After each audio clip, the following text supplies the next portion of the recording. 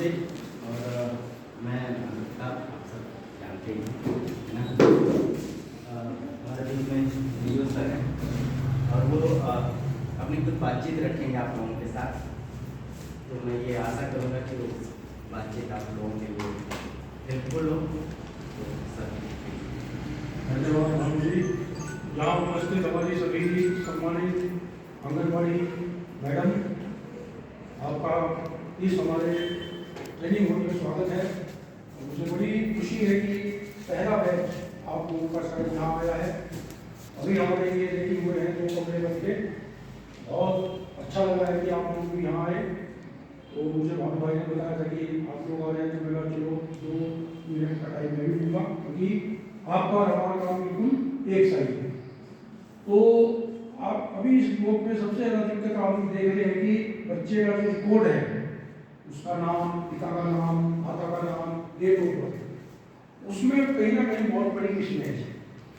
क्योंकि 3 साल का जैसे बच्चा होगा, हाल में तो जब उसका समझ लो प्रेग्नेंट लेडी से ही आपके पास उसका रिपोर्ट आ जाता है ना। जो भी महिला हमारे गाँव में प्रेग्नेंट होगी, उसकी सूचना आपको आएगी, आप उसको THR देंगे। तो यानी कि आपके अभिलेखों में माता का नाम दर्ज हो चुका है और कहीं ना कहीं उस माता के पति का भी नाम दर्ज हो चुका है ना, एड्रेस भी दर्ज हो चुका। यानी कि 3 चीज आपने उसकी दर्ज कर दी। और आजकल शायद कंप्यूटराइज हो गया होगा आपका, ऑनलाइन या भी नहीं हुआ हो गया। मतलब उस गर्भवती महिला का जो भी रिपोर्ट आप फीड कर रहे हो, उसके आधार से लिंक है। और कोई सुविधा उसको मिलती होगी, वो बैंक खाते से मिलती होगी आपके माध्यम से, यानी कि वो आधार लिंक बैंक खाता है, वो आपका रिकॉर्ड बन गया। अब जब बच्चे का जन्म होगा, तो वो गांव के सेक्रेटरी साहब से या प्रधान जी से, जहां से भी जन्म प्रमाण पत्र बनवा लेंगे। अब वो जन्म प्रमाण पत्र जो बन गया है, बन जाएगा या बनेगा, हो सकता है उसमें और आपके यहाँ जो रिपोर्ट है उसमें भिन्नता आ जाएगी, होता होगा ऐसा। फिर वो जन्म प्रमाण पत्र के बाद जब बच्चा 6 साल का हो जाएगा, आपके यहाँ से वो हमारे स्कूल में आएगा। तो जब पहली कक्षा में बच्चा हमारे स्कूल में प्रवेश करता है, तो वो राइट टू एजुकेशन एक्ट के हिसाब से 4 कोई ना कोई डॉक्यूमेंट उसके पास होने चाहिए, जहां हम उसकी डेट ऑफ बर्थ कंफर्म कर सकें।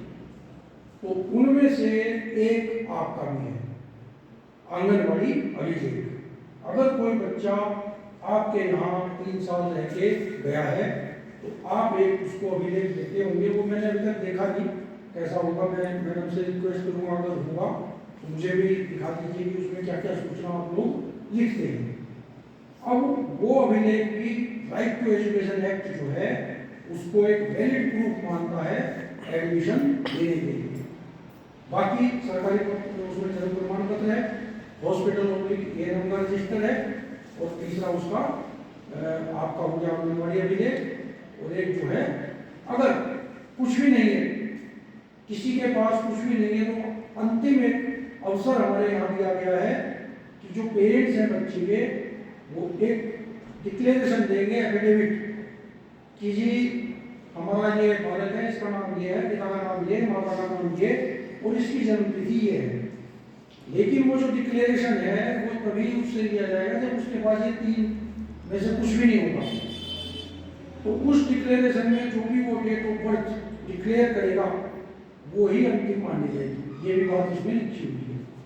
तो मेरा आप लोगों से यही अनुरोध रहेगा, अपने लेवल से भी आप जब उसको किसी को भी बच्चे को एंटर करते हैं, आधार तो मेरे ख्याल से बच्चे का मैंडेट ही नहीं है आपके पास ही, है ना। 3 साल का बच्चा आपके पास आ रहा है, तो बिना आधार के आपके होंगे ज़्यादातर।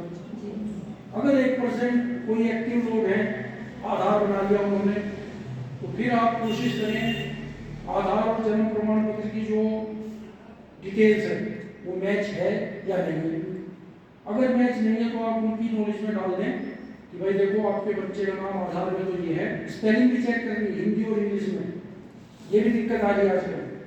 सपोज कोई किसी बच्चे की माता जी का नाम है पूजा, अब पूजा को POOJA भी लिख सकते हैं और PUJA भी लिख सकते हैं, दोनों ठीक है पूजा।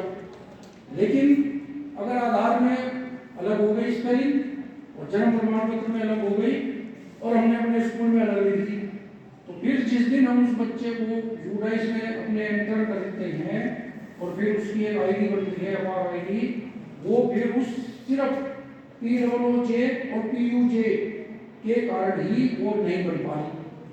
फिर हम उसको फाइंड आउट करते हैं भाई किस बच्चे के नाम में स्पेलिंग में मिस्टेक है, फिर हम उसको बताते हैं कि भाई जाओ अब आप इसको आधार को अपने चेंज करके ले आओ। तो ये आने वाले समय में जैसे अब आप सब लोगों के बच्चे CBSE बोर्ड में पढ़ते होंगे, तो CBSE ने ये कर दिया है कि आपके 10th 12th के जो डॉक्यूमेंट्स हैं वो आधार से लिंक हो चुके हैं। आपके एक डिजिलॉकर नाम से बढ़िया है, उसमें सारे बच्चों के CBSE सॉफ्ट कॉपी भेजा है। तो आने वाले टाइम में हमारा बोर्ड भी इसको अडॉप्ट करेगा। तो मेरी आपसे ये रिक्वेस्ट है कि ये जो एंट्री है अपने लेवल पे आप लोग बिल्कुल श्योर हो जाएं कि ये एंट्री ठीक हो और आपके यहाँ से फिर हमारे यहाँ से बच्चा है वो सही एंट्री लेके आए और हमारे यहाँ उसका फिर कोई बात में मिस्टेक ना हो, कोई अमेंडमेंट करने की जरूरत ना हो। मेरा यही एक पर्पज था आप लोगों के बीच में आने का, और भी जैसे जैसे बैच आएंगे यही बात हम उनको भी बताएंगे और मैडम के माध्यम से आप सबके माध्यम से आप लोग भी सभी पेरेंट्स को बताइएगा कि अपना जो भी रिकॉर्ड है, जो भी नाम बच्चे का एक बार सोच लो, मम्मी का पिताजी का डेट ऑफ बर्थ एक बार सोच लो और फिर उसको ही आगे आधार में लिखवाओ और जन्म प्रमाण पत्र में लिखवाओ और परिवार रजिस्टर में भी लिखवाओ। क्योंकि ऐसा भी देखने में आया है, एक हमारा स्कूल था प्राइमरी, वहाँ के टीचर का फोन आ गया, किसी 3 बच्चे हैं और तीनों की सेम डेट ऑफ बर्थ। तो चलो शुरुआत तो हो जाते हैं, और हमने कहा कि भाई 3 बच्चे क्या एक साथ हुए? बोला जी ना एक साथ तो नहीं हुए। तो तीनों की डेट ऑफ बर्थ सेम है, और वो कैसे हुई, कहाँ हुई, तो ये सब चीज़ ध्यान रखना है। मेरे भी एक्सपीरियंस में आया, 11 साल हो गए मुझे। कई बार ऐसा हो जाता है कि जी मेरा तो ये बच्चा छोटा था और ये तो उसके हिसाब से डेट ऑफ बर्थ जो लिखी हुई है तो बड़े वाले से बड़ा हो गया, बड़े वाला बच्चा छोटा हो गया, छोटा बड़ा हो गया। ऐसा आप लोगों के साथ भी होगा किसी के, है ना?